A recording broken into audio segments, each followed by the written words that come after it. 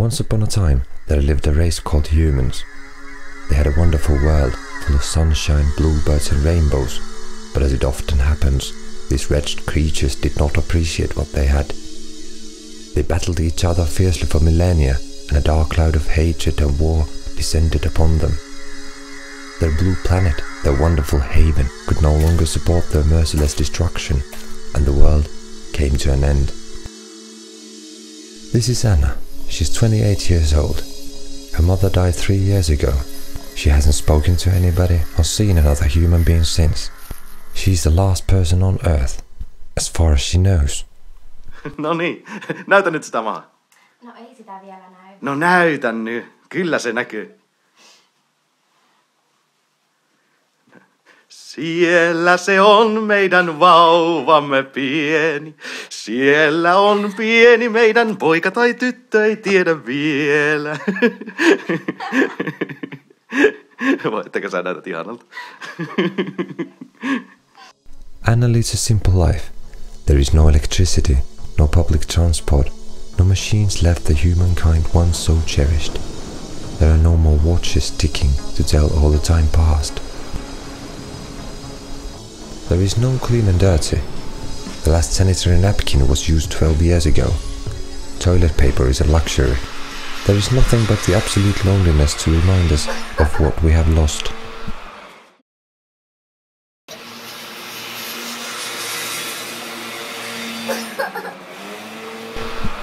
Näytäpä Anna, mitä sulla on siellä selässä.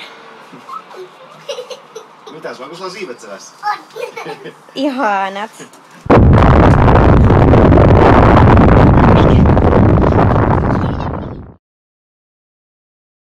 Anna has never had a best friend or a crush.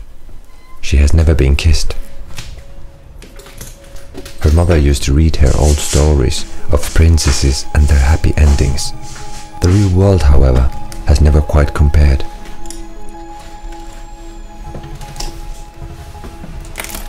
Anna has mostly grown content with her fate, but sometimes she feels a longing for something she can't quite explain.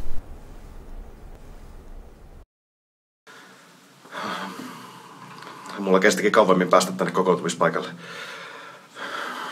Auto meni rikki ja mun piti kävellä 2 päivää. No, mutta täällä on kumminkin vielä pari sotilasta jäljellä ja ne on tosi kovasti vakuuttanut mulle, että meidät kyllä tullaan täältä vielä hakemaan. Niin, että jos te vaan ootte jo parantuneet, niin... After months of walking, Anna has finally arrived to her destination, the place where there once was still hope.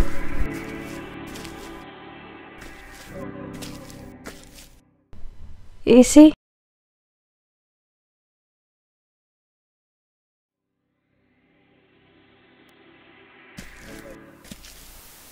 No hei. Dun dun dun! What a shocking twist. Hei Anna. Hei, älä oikeasti ollenkaan pelkää. Isi on tässä, kaikki on ihan hyvin. Me nähdään aivan pian. Mitäs nämä hommat siellä? Hei, no. Käytä! Tarvitaan sitä virtaa kyllä kaikkeen muuhunkin.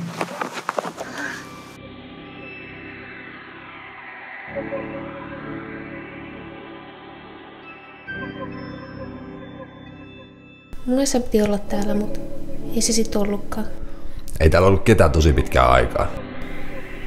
Mulla kesti vähän päästä. Mä tuli tosi sairas.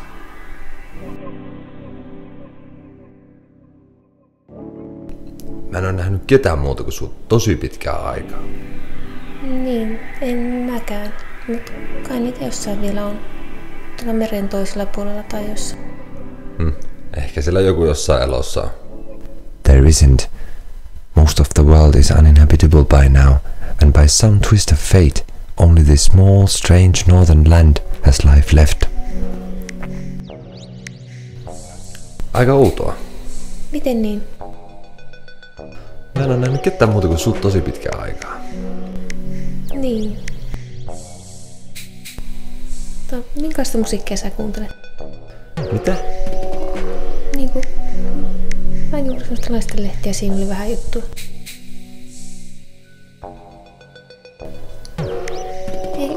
Onko sulla siskoja tai veljiä? Ne kuoli.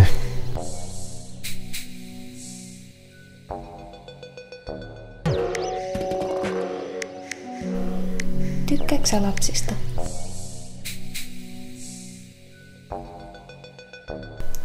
No, kysy sä multa jotain. En mä. Tiedätkö, jos mä lähden käydä kusella, mä tuun ihan just takas. He never did come back. His name was Tesla, though he liked to refer to himself as the Wolf. 2 months later, he accidentally ingested rat poison and died.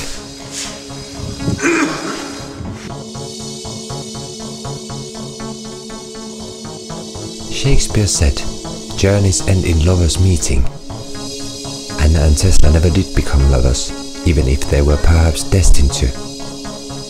Eventually, Anna died of infection from an open wound, and so the journey of humankind ended.